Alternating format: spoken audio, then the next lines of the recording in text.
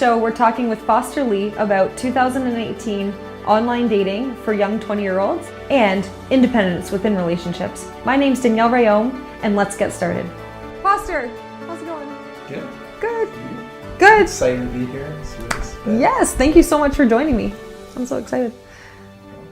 Basically, we're going to deep dive into relationships and just have some questions and go through and get some of your insights. Like your first memories of seeing romantic relationships, like what it looked like with your parents, what that relationship was like growing up, and what kind of values you developed from witnessing their relationship. I think my parents, I've always had a really good relationship. And they were like kind of high school Sweethearts. Okay. So just growing up, they always just seemed like friends. Whenever they've always interacted as friends, make each other laugh. Cool. I wouldn't say I've seen too much romance from them. Okay. As a kid, for sure, probably not that much. Yeah. I just didn't take interest in it. Yeah, right? Yeah. Where are you at now in your own relationship? I've currently been dating somebody for about a year. Okay. Which happens to be my longest relationship yet. So awesome. Definitely didn't pull the high school sweetheart thing. Yeah, congrats to that though. Cool. How did you guys meet? I actually met at a bar. That's not like your ideal.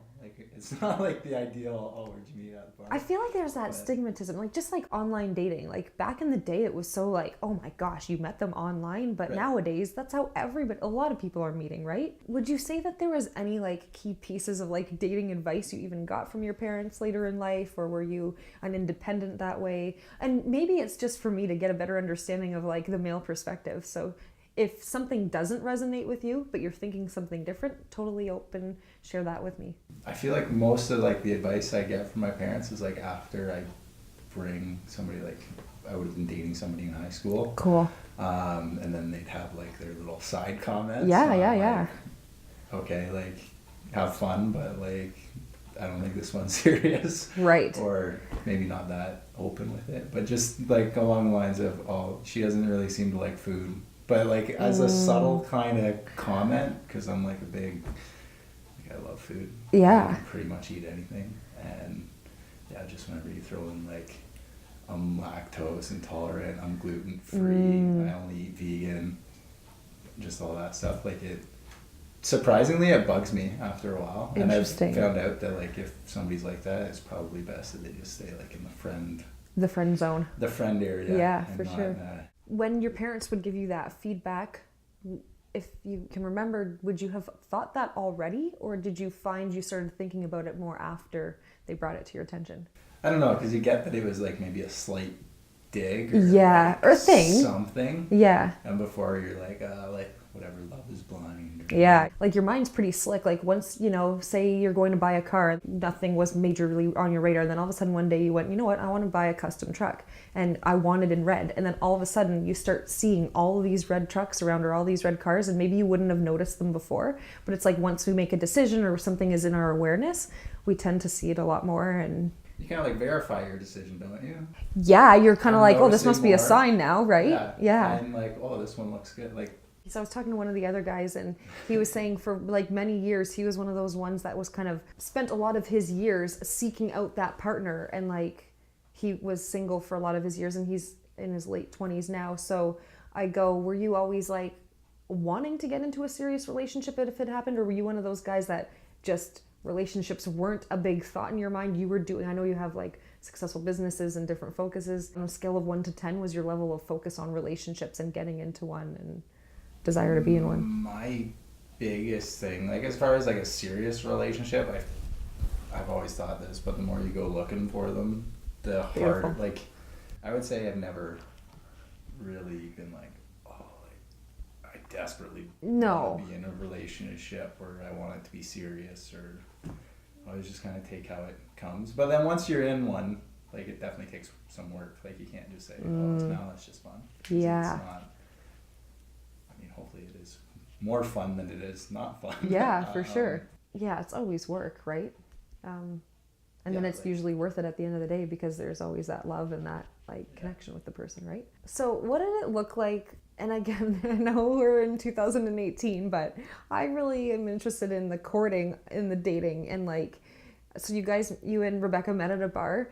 And Yeah. like, what did like the follow-up and stuff look like? You know, was it you taking action and like pursuing her? Like, Probably more so, yeah. you've traveled, right? Yeah. What did you find? I'll just say I met a lot of people in my travels. Yeah. As far as like relationship wise, more friends Yeah. than anything. As a solo traveler, Oh yeah, you didn't go with a group. I didn't go with a group, so I found it very, like, it was nice to be a part of groups, but again, I don't mean, if it was a fit, I might hang out with them for like a couple of days, and then both separate ways. What was it that made you decide to go traveling? Yeah, I had worked a bunch in high school, and I saved up a decent amount of money, and I always wanted to travel. And like, as far as starting school, it was like, what do I really want to do? Like, Yeah. I don't know. So If you could pinpoint like one or two pieces from maybe how you were raised or the values that you had to give you that kind of confidence, courage, and bravery to go and do something like that at such a young age. maybe a bit of stories of travel. Like, nobody in my family really, they would do like week travel trips, Yeah. like a couple of weeks. My parents took me on a couple, so I can say like I always enjoyed going on trips. Maybe movies, I don't know. Okay. Like, just that it looked fun, and Yeah. if you're looking at the comparison, like going to school to party or whatever, like if you're just gonna go to school Yeah. for the pure sake of enjoyment and not for learning, like if all you're going for is your degree, Yeah. like I feel like that money can be better. You Like, can have way right. more fun if you don't have an exam the Yeah. following week. Exactly. Um, I I don't know. my beliefs are more people should, if they have the ability to do what you did, Yeah. the amount you're going to learn about yourself in that 8 months or however long people have to do something like that, huge in like knowing who you are and then being better prepared to go to post-secondary for something, because I did traveling like, Right.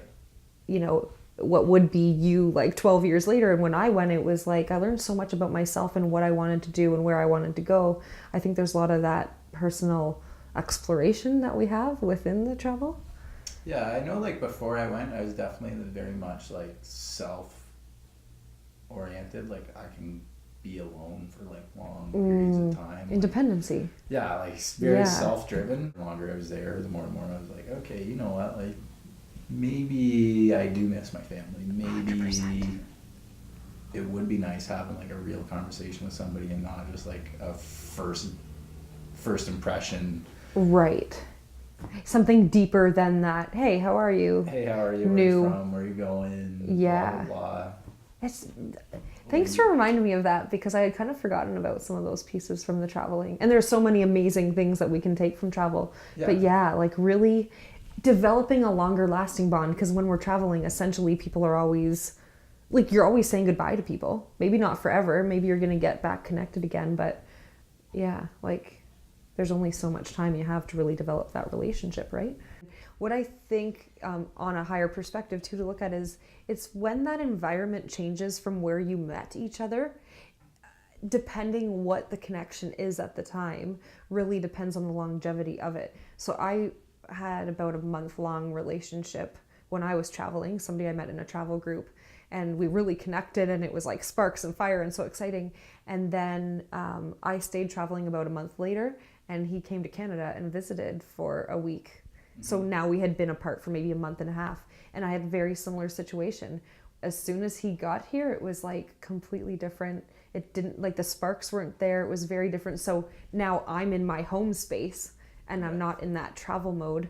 Yeah. And it just completely changed. So I think for both of us, it was the environments changing. So not necessarily home for you or travel for me, but it was the environment where we met them changed. I've noticed it in just like, if somebody spends a lot of time at your place, and or you, vice versa, or you spend a lot of time at their place, once you kind of get out of those spaces, like if somebody moves or whatever the case may be, there's like, I don't know, it's like there's a change in how you're supposed to act, like, because you're kind of a visitor when you're in somebody else's house. If you go from like like I found this with like some school relationships where Yeah. like you both be at, I'll call common ground university. Like, Okay. Not anybody's home. Yeah. Really. Yeah. Or for like a short amount of time, and then you go and spend a significant amount of time with them at their house. It's like, I don't know. It's totally different. Now, mind you, I lived in a very tiny basement apartment, but like right away I was like, I need my space. Like, yeah. And I'm very like, maybe particular and liked things in a certain way. And it was like, no, I've done this space for 1.5 years on my own.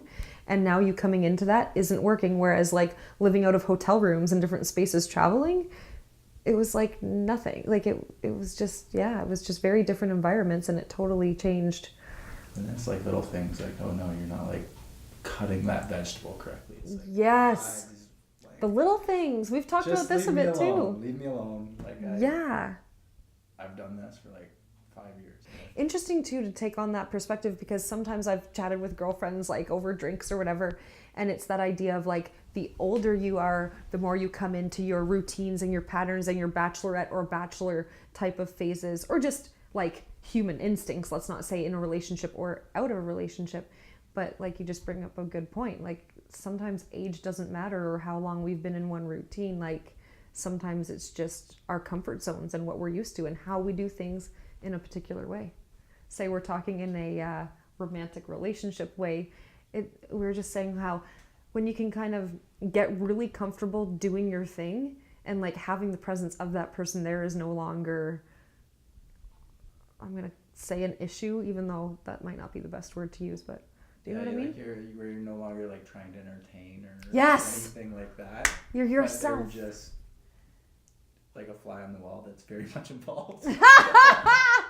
An active fly. I like it. An active fly. Like they could be a fly, they could not be. It depends on how the day's going. Which I tie into now. I love this idea of independence within a relationship. And I think that is a key that we're basically saying here. Like you can be in that same space and that same ground, but you don't have to be entertaining them or at social things, making sure they're feeling comfortable. And like there's an element of that when you're introducing them to a new group, but like you shouldn't have to spoon feed and hold the hand of. Yeah.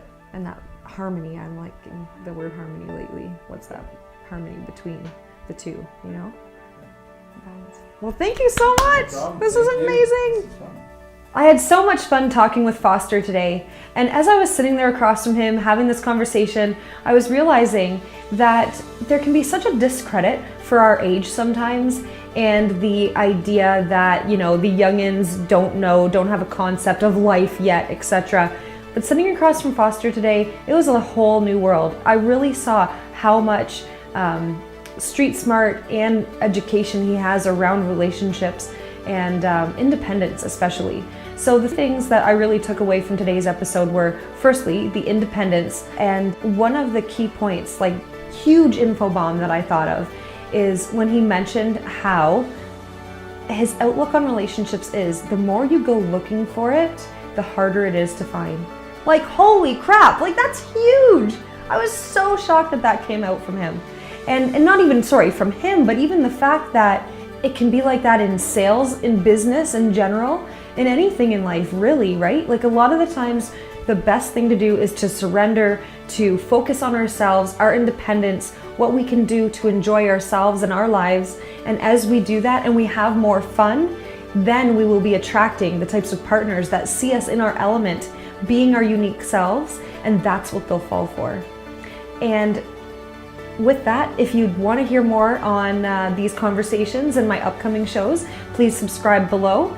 If you'd like more information on how to attract independence in your life and new tools of how to fall in love with yourself and achieve that level of independence that we were talking about today, please visit my website below and you can sign up for a consultation and find more information on the services that I provide in my life coaching business.